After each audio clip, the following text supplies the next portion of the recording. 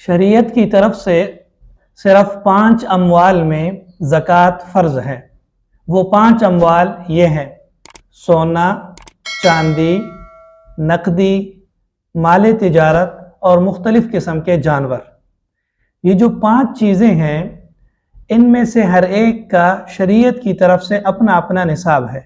چنانچہ سونے کا نصاب 7.5 تولہ ہے، جو موجودہ اوزان کے اعتبار سے 87 گرام کچھ ملی گرام بنتے ہیں۔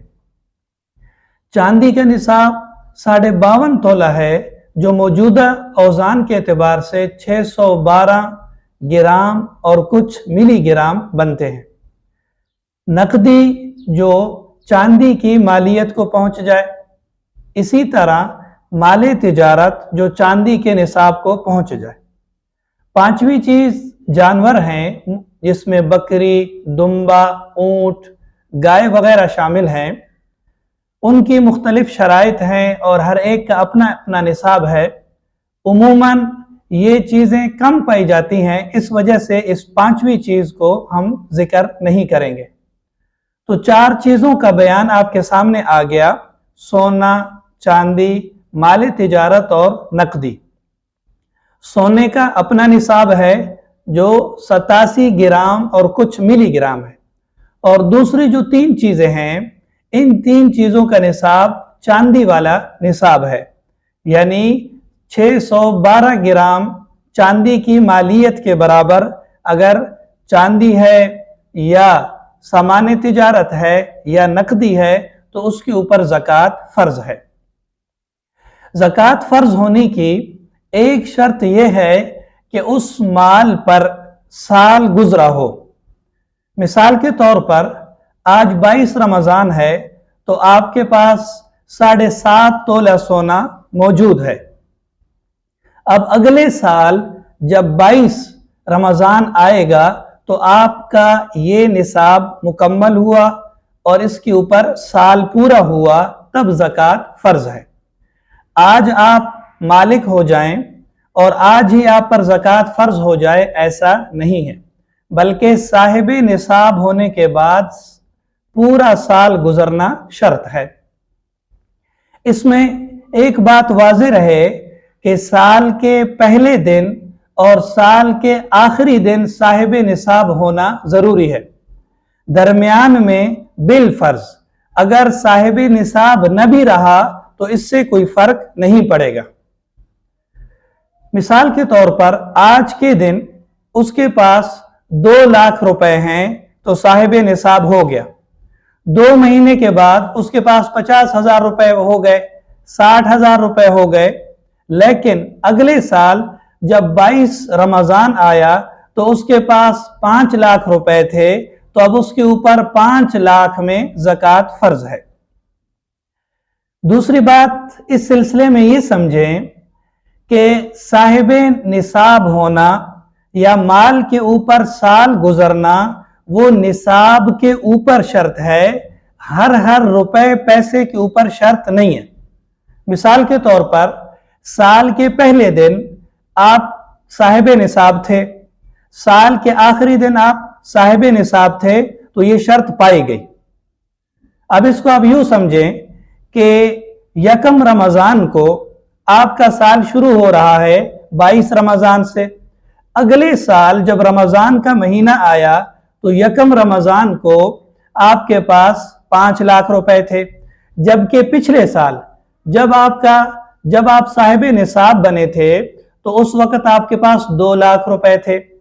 اب 1 رمضان کو آئندہ سال جو رمضان آ رہا ہے اس میں آپ کے پاس 5 لاکھ تھے، لیکن 20 رمضان کو آپ کے پاس 25 لاکھ روپے ہو گئے، 21 رمضان کو بھی 25 لاکھ تھے، 22 رمضان کو بھی 25 لاکھ ہو گئے، جو آپ کے سال کے مکمل ہونے کا دن ہے، تو آپ نے 25 لاکھ میں سے زکوٰۃ ادا کرنی ہے۔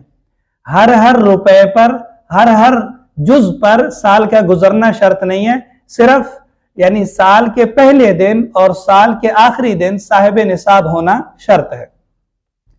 اسی کی الٹ مثال سمجھ لیں کہ سال کے پہلے دن آپ کے پاس 2 لاکھ روپے تھے، दरमियान में पैसों का इजाफा होता गया, कभी 10 लाख थे, कभी 20 लाख थे, कभी 30 लाख बने। जब अगला साल दाखिल हुआ यानी रमजान शुरू हुआ तो शुरू रमजान में आपके पास 30 लाख रुपए थे, पूरा साल यही रेशो रहा। लेकिन जब 22 रमजान आया तो आपके पास सिर्फ 3 लाख रुपए थे, तो अब आपके ऊपर ज़कात सिर्फ 3 लाख रुपए में है। तो ये वजाहत हो गई इस बात पर कि निसाब के ऊपर साल का गुजरना शर्त है और उसका क्या मतलब है।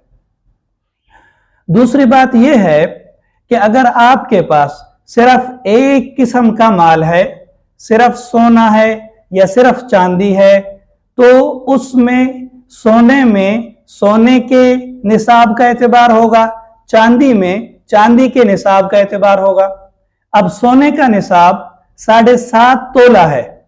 अगर आपके पास 7 तोला सोना नहीं है बल्कि कुछ कम है, 5 तोले सोना है, 4 तोले सोना है, तो आपके पास सिर्फ सोना है, चांदी भी नहीं है, नकदी भी नहीं है, माले तिजारत भी नहीं है, तो अब आपके ऊपर ज़कात फर्ज नहीं है क्योंकि आप साहिब निसाब नहीं हैं। लेकिन अगर थोड़े थोड़े 2 या 3 निसाब जमा हो गए, 5 तोला सोना आपके पास है, 20,000 रुपए हैं, सामान्य तिजारत में से कुछ माले तिजारत आपके पास है, तो अब 3 निसाब जमा हो गए। तो जब मुख्तलिफ निसाब जमा हो जाएं तो ऐसे में चांदी के निसाब का एतबार होगा।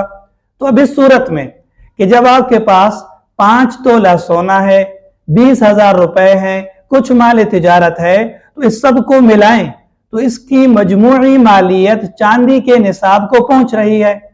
चांदी का निसाब इस साल पाकिस्तान में तकरीबन 1,05,000 या 1,10,000 रुपए है।